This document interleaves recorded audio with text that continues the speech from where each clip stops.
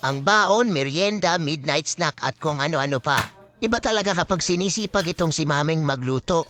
Ang sarap talagang kumain pag available ang cooking ng ina. Walang tatalo. Kaya kung meron kang malalambot na saging ni Dodong dyan, gawin mo ito. Katulad ng tip ni maming ngayon, gagawa daw siya ng eggless banana cupcake. Kaya umpisa na natin. 2 large size na saging, iwain mo at i-mash mo para maging ganito ang itsura. Tapos iset aside mo muna yung saging ni Dodong na yan.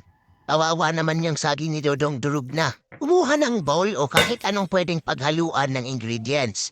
Mag-add ng 2 tablespoon ng butter melted para madaling haluin.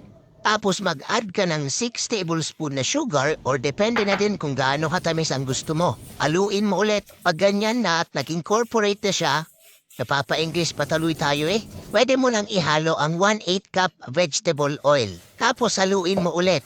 Pag ganito na, ilagay mo na din ang 44 ml na milk. Pwedeng fresh, pwedeng nakalata. Konting halo lang at ilagay mo na din ang saging ni Dodong.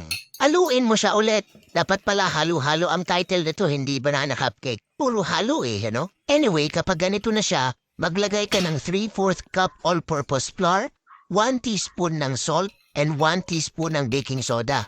Tapos isift mo yung flour, and then isabay mo na din yung baking soda at asin para maging pino. Gumamit ka ng spatula para makayod mo talaga at para walang sayang. Tapos alam mo na, halo ulit mga Dodong at maming.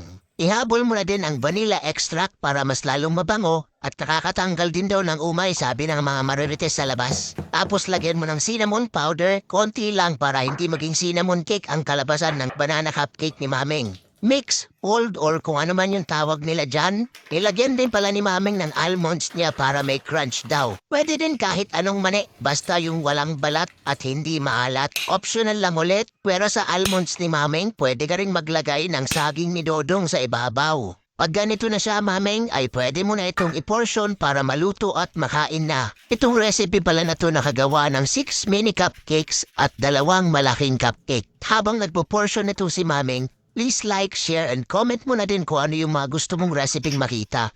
Follow ka na din dahil mag-a-upload pa kami dito ng galaan, kainan, at mga recipe na pwede mong gawin. At ayan, luto na ang eggless banana cupcake ni Maming. Kaya dyan lang muna kayo at pabanatan ko lang itong si Maming. Este yung banana cupcake para niya. Kaya hanggang sa muli. Goodbye!